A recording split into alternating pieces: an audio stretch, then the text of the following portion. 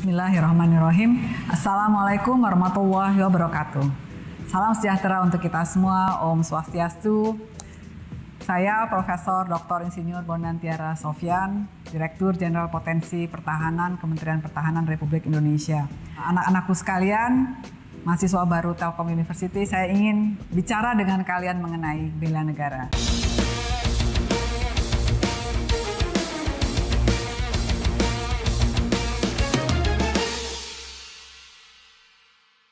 Sebelumnya saya ingin mengucapkan selamat kepada kalian semua yang sudah terpilih menjadi mahasiswa baru Telkom University. Sungguh menjadi mahasiswa akan menjadi periode yang terindah dalam masa hidup kalian. Baik anak-anakku sekalian, Ibu ingin mengajak kalian melihat Indonesia kita yang tercinta ini. Indonesia kita ini terdiri dari demikian banyak pulau. Lebih dari 17.000 pulau, 17.395 pulau. Kita merupakan negara dengan negara pantai, dengan garis pantai yang terpanjang kedua di dunia. Dan yang paling istimewa, kita punya demikian banyak suku bangsa, 1.300 lebih suku bangsa.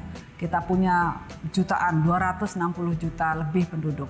Dan satu lagi yang merupakan kebanggaan kita semua, bahwa negara kita ini demikian kayanya. Kalau kalian lihat, Papua itu punya kekayaan tambang emas yang luar biasa. Satu gunung, emas semua. Kemudian di laut kita punya macam-macam ikan. Kita punya tambang yang lainnya, kita punya nikel, kita punya boksit, kita punya yang lain. Alam kita demikian indahnya. Ada Raja Empat di Papua sana, kita punya banyak sekali destinasi wisata. Walaupun saat ini kita harus agak diam-diam sedikit karena sedang menghadapi COVID. Tidak boleh wisata dulu terlalu banyak. Dan tanah air kita juga sangat subur. Jadi kita demikian kaya. Dari sisi kebudayaan, kalian bisa lihat budaya yang di Aceh jauh berbeda dengan budaya yang di Papua. Mereka semua sebuah kekayaan buat Indonesia. Kemudian juga ada budaya Jawa, ada di Kalimantan juga sendiri berbeda, di Sulawesi juga berbeda.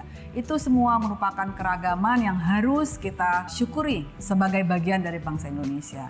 Ibu ingin mengajak kalian semua, yuk kita lihat sejarah Indonesia kita yang demikian besar, demikian beragam, namun bersatu menjadi Indonesia. Kalau kita lihat sejarah, kita bisa awali dari pendirian Budi Utomo. Ya, pendirian Budi Utomo tahun 1908 yang menjadi tonggak kebangkitan nasional kita. Itu adalah para dokter yang sudah mapan, tapi memilih untuk berjuang untuk Indonesia yang merdeka. Selanjutnya pada tahun 1928 ada Sumpah Pemuda yang berikrar bahwa kita bertanah air yang satu, berbangsa yang satu, berbahasa yang satu. Selanjutnya kita merdeka dan kemudian memproklamasikan kemerdekaan kita dan menetapkan Pancasila sebagai dasar negara kita dalam pembukaan UUD 45. Tetapi kita juga harus tahu, kalian harus tahu bahwa kemerdekaan itu setelah diproklamasikan tidak dengan serta-merta diakui. Penjajah masih ingin masuk sehingga ada agresi militer pertama, kemudian kita harus melakukan serangan 1 Maret yang dipimpin oleh Panglima Besar Sudirman untuk menunjukkan Indonesia masih ada. Tahun 49 barulah kemudian melalui konferensi meja bundar kita diakui kemerdekaannya oleh Belanda.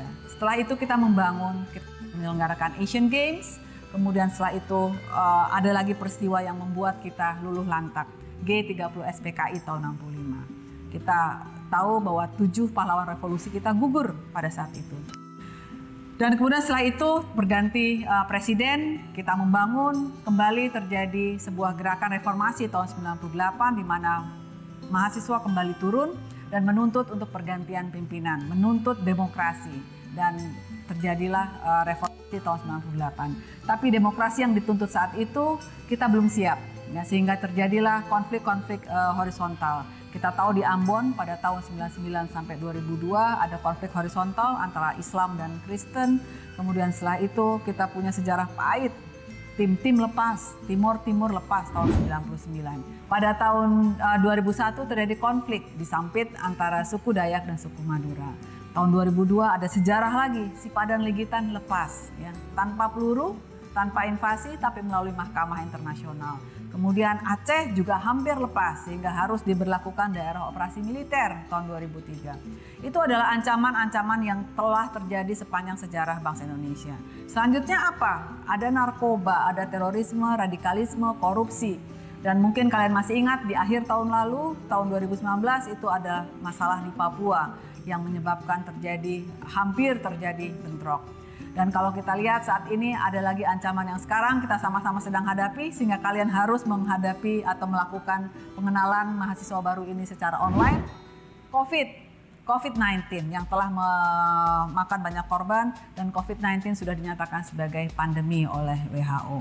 Dan kalian semua sekarang usianya 18 tahun rata-rata, 18, 19, 17 sehingga pertanyaannya ketika Indonesia berumur 100 tahun 2045 tantangan apa lagi yang akan kalian hadapi? Dan dari sejarah yang barusan Ibu sampaikan, kita bisa lihat bahwa tantangan, ancaman itu ada terus untuk negara kita. Ya, sehingga kita harus siap, tidak berpangku tangan dan harus tahu bahwa tidak ada negara yang aman tanpa ancaman. Nah, oleh karena itu, strategi pertahanan negara kita yang telah ditetapkan dalam Undang-Undang 3 tahun 2002 itu menyebutkan bahwa yang namanya pertahanan itu terkait 3 hal. Pertama, menjaga kedaulatan negara, menjaga keutuhan wilayah, dan yang ketiga menjaga keselamatan bangsa. Dan terhadap ketiga hal ini ada ancamannya, baik ancaman militer maupun ancaman non-militer. Dan tadi kita sudah lihat seperti contohnya DOM di Aceh, ya itu ancaman militer, ya. Tapi ketika kita bicara COVID-19 itu adalah ancaman non-militer. Sehingga kita harus siap menghadapi semua ancaman tersebut. Dalam konsep pertahanan negara kita kenal namanya Sis-Han-Kamrata. Nah, kalian harus tahu ini karena sebenarnya sejak zaman yang dulu perang kemerdekaan, Sis-Han-Kamrata ini sudah menjadi pakem dari pertahanan Indonesia, di mana TNI selalu bersama rakyat menghadapi penjajah waktu saat itu. Saat ini sama, bahwa untuk menghadapi ancaman tersebut, ancaman militer, ancaman non-militer maupun gabungan keduanya ancaman hibrida, kita semua bersama-sama sebagai satu bangsa. Nah, sebagai dasar dari Sis-Han-Kamrata ini adalah bela negara. Nah, bela negara ini harus kita miliki oleh seluruh warga negara, ya. Dan ini diperlukan untuk menghadapi ancaman-ancaman yang kita hadapi tadi. Ketika ancamannya adalah ancaman militer atau ancaman hibrida, itu TNI yang ada di depan sebagai komponen. Ada komponen cadangan dan ada komponen pendukung. Kemudian kalau ancamannya non-militer seperti saat ini COVID-19, yang ada di depan adalah KL yang terkait. Hal ini adalah Kementerian Kesehatan, didukung oleh yang lain. Itu konsepnya. Nah, Ibu ingin mengajak kalian lebih jauh lagi mengenal bela negara. Karena apa itu bela negara? Supaya kalian tahu bahwa bela negara itu bukan angkat senjata. Jadi bela negara itu tekad, sikap, dan perilaku serta tindakan seluruh warga negara baik perorangan maupun kolektif ya dalam menjaga kedaulatan negara, keutuhan wilayah dan keselamatan bangsa dan negara yang dijiwai oleh kecintaannya kepada NKRI kita yang berdasarkan Pancasila dan UUD 45 dalam menjamin kelangsungan hidup bangsa dan negara dari ancaman. Itu bela negara. Jadi sikap ya, tekad, sikap perilaku, bukan harus mengangkat senjata. Bela negara ada landasan yuridisnya ya. Dia diatur dalam UUD 45 pasal 27 dan pasal 30. Kemudian juga di Undang-Undang 39 tahun 99 tentang hak asasi manusia bahwa setiap warga negara wajib ikut serta dalam upaya pembelaan negara sesuai dengan ketentuan perundang-undangan. Kemudian dalam Undang-Undang 3 tahun 2002 tentang pertahanan negara juga disebut setiap warga negara berhak dan wajib dalam upaya bela negara. Undang-Undang 23 tahun 2019 khusus dalam satu bab isinya mengenai bela negara bab 2. Kenapa kita harus bela negara dan bahwa bela negara bukan angkat senjata? Akan adanya perang dengan jenis baru, perang modern. Kita kenal sebagai proxy war. Proxy war itu perang yang kayak orang ketiga ya.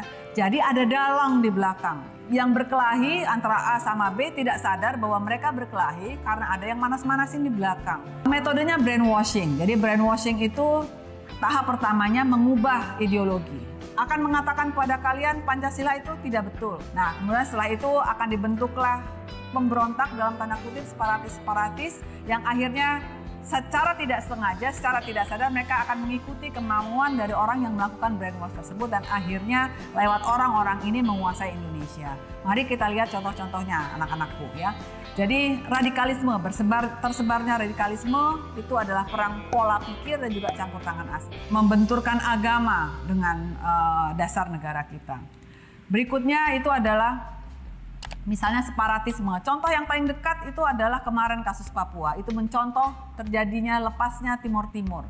Timur Timur kalau kita pelajari sejarahnya, aktornya adalah aktor non negara, ada wartawan memancing emosi, akibatnya terjadi kerusuhan, ada korban nyawa diangkat ke PBB, Australia ikut masuk saat itu dan akhirnya terjadi referendum, akhirnya Timur Timur lepas. Kasus Papua akan kemarin memakai pola yang sama, tapi alhamdulillah tidak berhasil. Dipancing kerusuhan, ingin dibawa oleh Vanuatu ke sidang Dewan HAM PBB, kemudian ada kompornya di Inggris namanya Benny Wenda, kemudian ada provokasi konten negatif lewat medsos yang mengadu domba masyarakat, tapi alhamdulillah itu bisa diredam dan itu tidak menjadi berkepanjangan. Tapi ingat, ancaman ini terus ada, ya. Jadi kita jangan lengah, ya.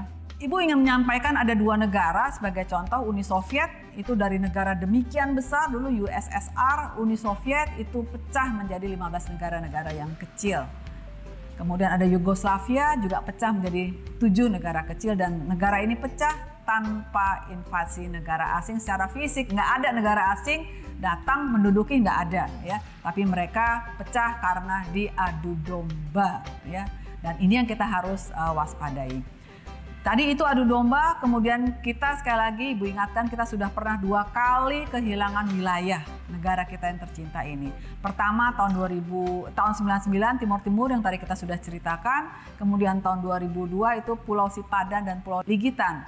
Kalian bisa lihat di peta bahwa awalnya garisnya lurus itu dari Pulau Sebatik ke Pulau Sipadan dan Ligitan. Itu garis batas Indonesia. Tapi Sipadan dan Ligitan karena digugat di Mahkamah Internasional itu menjadi kalah sehingga akhirnya lepas.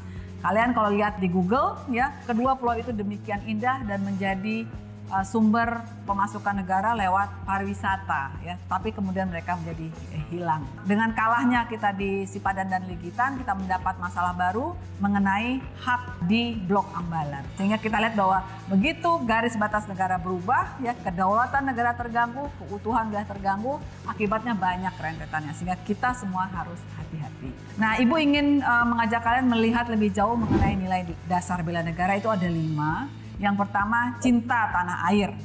Yang kedua, sadar berbangsa dan bernegara. Yang ketiga, setia kepada Pancasila sebagai ideologi negara. Yang keempat, rela berkorban untuk bangsa dan negara. Dan yang kelima, memiliki kemampuan awal bela negara. Saya percaya kalian sudah tahu cinta tanah air, sadar berbangsa bernegara, dan seterusnya. Nah, mengenai yang kelima, kemampuan awal bela negara, apa itu? Apa harus bisa pakai senjata? Tidak, ya. Di sini Ibu ingin mengingatkan kalian sebagai mahasiswa baru Telkom University, salah satu cara kalian menunjukkan kalian berbela negara adalah berprestasi. Kerja keras untuk meraih prestasi sehingga kalian bisa mengibarkan bendera merah putih, kalian bisa mengibarkan bendera Telkom University dengan cara kalian masing-masing, dengan hobi kalian masing-masing. Tidak harus prestasi akademik, bisa prestasi yang lain. Dan kita tahu Telkom University sangat piawai, sangat mumpuni di bidang IT, robotik ya, sehingga ayo bangun. Kalian suka menari, jadilah juara menari. Jadilah orang yang extraordinary ya. Anak-anakku sekalian, sekarang kalian eranya medsos, kita harus mengisi ruang publik dengan konten-konten yang baik. Jadi Ibu menghimbau, mari kita isi konten-konten medsos kalian dengan berita-berita yang baik. Bagi yang senang bikin animasi yang bagus-bagus tentang Indonesia. Ini kami punya contoh satu konten bela negara yang kita sebarkan lewat medsos. Bela negara, usir corona. Bro, kita sudah punya pahlawan kemanusiaan, para tenaga medis. Kita bisa membantu mereka dengan cara-cara ini. Rajin cuci tangan, jaga jarak, pakai masker. Dengan itu semua kita bisa memutus penularan. Dan satu lagi yang paling penting, di rumah aja. Di rumah aja juga bagian dari bela bangsa dan bela negara. Baiklah anak-anakku sekalian, para mahasiswa baru Telkom University, sebagai penutup, Ibu ingin menyimpulkan atau mengingatkan kepada kalian semua bahwa bela negara itu bukan hanya angkat senjata, tidak harus jadi tentara. Kalian mahasiswa baru Telkom University bisa menjadi kader bela negara, melakukan yang terbaik untuk bangsa dan negara adalah bela negara. Dan di era new normal saat ini, mari kita lakukan bela negara dengan cara yang simple. Dari sisi kesehatan, patuhi protokol kesehatan, disiplin menjalankan protokol kesehatan, pakai masker, cuci tangan, jaga jarak. Di ranah sosial budaya, kalian harus rela berkorban. Artinya yang anak-anak tukang nge-mall nih, coba nggak nge-mall dulu, rela berkorban dulu. Kalau nggak perlu banget nggak usah lah, ya tinggal di rumah saja. Tetapi juga jangan diam saja di rumah, pesen-pesen makanan lewat GoFood sehingga ekonomi tetap bergulir. Tetap tenang dan tidak ikut-ikutan menyebarkan hoax. Dan kalian sekarang ada di rumah, belajar di rumah, tetap kreatif, tetap inovatif di era new normal, di era new spirit. Belajar di rumah bukan berarti kalian bisa tidur-tiduran saja. Banyak yang bisa kita lakukan. Pacu kreativitas kalian sehingga bisa menghasilkan hal-hal yang positif selama kalian belajar di rumah. Bangun terus kompetensi teknis kalian, ya. Kalian sekolah untuk membangun kompetensi teknis, tapi jangan lupa tetap bangun karakter kebangsaan kalian. Ingat, Indonesia Emas 2045, 100 tahun itu adalah kalian. Demikian dari saya, terima kasih. Mudah-mudahan saya akan melihat kalian semua menjadi pemimpin-pemimpin Indonesia di tahun 2045. Pemimpin Indonesia yang sangat tahu bahwa Indonesia harus terus dijaga dan harus tetap ada sampai kapanpun. Terima kasih. Assalamualaikum warahmatullahi wabarakatuh. Salam bela negara. Seluruh rakyat